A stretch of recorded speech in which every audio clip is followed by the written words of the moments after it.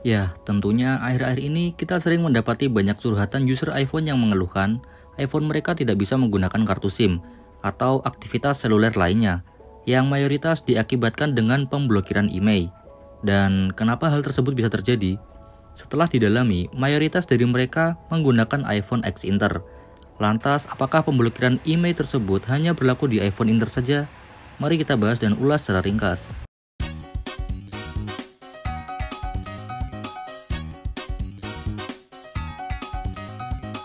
Yang pertama kita bahas di sini mengenai garansi iPhone ya, yang dimana di pasaran Indonesia ini iPhone yang beredar terbagi menjadi dua, yakni garansi inter dan garansi resmi, atau yang sering disebut orang-orang sih garansi iBox.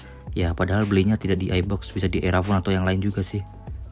Saya jelaskan pertama di sini mengenai iPhone Inter. Untuk iPhone Inter ini merupakan iPhone dari luar negeri, entah itu bekas pemakaian orang luar negeri atau pembelian di Apple Store luar negeri.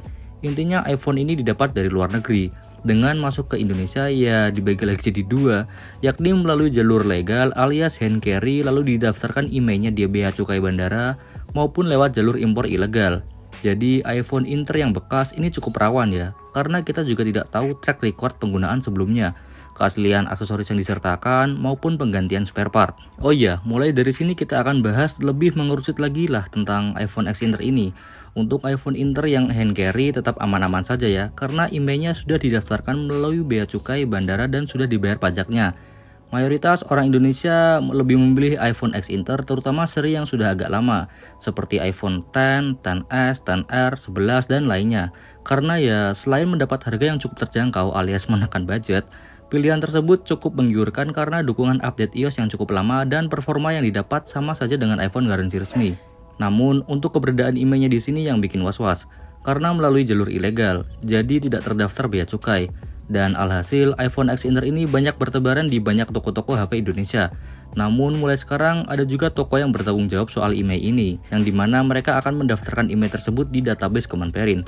Dan voila, iPhone X Inter ini bisa dipakai aktivitas seluler seperti biasa. Namun hal ini juga tetap jadi gacha ya. Sekedar menambahkan, untuk iPhone Inter pun bisa diganti region ya. Namun itu hanya berlaku bagi iPhone di bawah iPhone 11 series seperti XR, XS, X biasa, 8, 7 dan lainnya. Untuk iPhone 11, 12, 13 dan seterusnya sih aman-aman saja, tidak bisa diganti region. Koreksi ya kalau salah, bisa kalian koreksi di komentar. Oleh sebab itu bagi kalian yang akan membeli iPhone Inter generasi 11 ke bawah, patut ekstra waspada dan teliti ya. Berlanjut ke iPhone garansi resmi. Di Indonesia cukup banyak Apple Premium Reseller dan Apple Authorized Reseller, seperti iBox yang tentunya sudah banyak orang tahu, Digimap, Erafone, Story-Eye, dan masih banyak lagi. Perlu diketahui untuk iPhone garansi resmi atau iPhone untuk pangsa pasar Indonesia memiliki kode khusus yang diantaranya ialah PAA, IDA, FEA, dan SAA, yang tentunya kode ini akan berguna. Kok bisa? Tunggu penjelasan setelah ini ya. Untuk pembelian unit baru yang garansi resmi tentunya mendapat garansi full 1 tahun penuh oleh Apple, baik garansi software maupun hardware.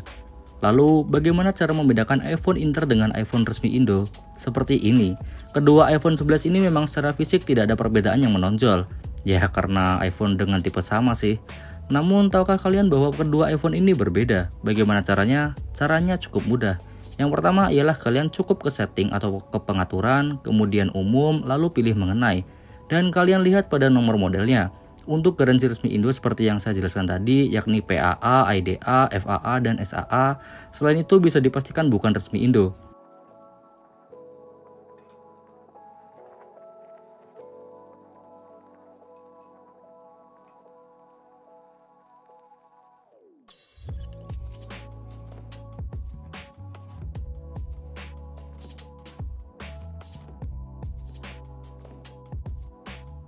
Seperti unit ini, kodenya ialah LLA, yang dimana kode tersebut merupakan kode untuk pangsa pasar Amerika di sana.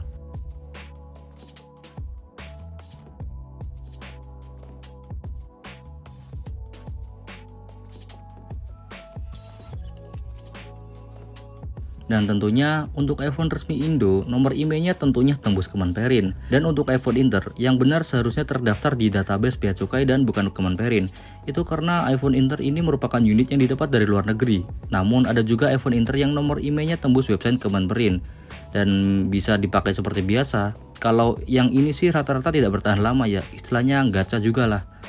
Akhir kata, iPhone Inter dan iPhone garansi resmi yang masing-masing memiliki kelebihan dan kekurangan, yang dimana iPhone Inter memiliki rentang harga yang jauh lebih murah, sedangkan untuk iPhone resmi memiliki rentang harga yang lebih mahal dari Inter ya, walaupun mahal dikit, dan layanan lainnya yang lebih terjamin di iPhone resmi. Baiklah, sekian dari saya video tentang iPhone Inter dan iPhone resmi ini. Dan tetaplah ingat, setiap ada kelebihan pastinya ada kekurangan, setiap ada kekurangan pastinya ada kelebihan. Share apabila kalian berkenan, like apabila kalian suka, komentar untuk berikan saran, dan subscribe agar tidak ketinggalan. Salam hangat dari saya, sayonara.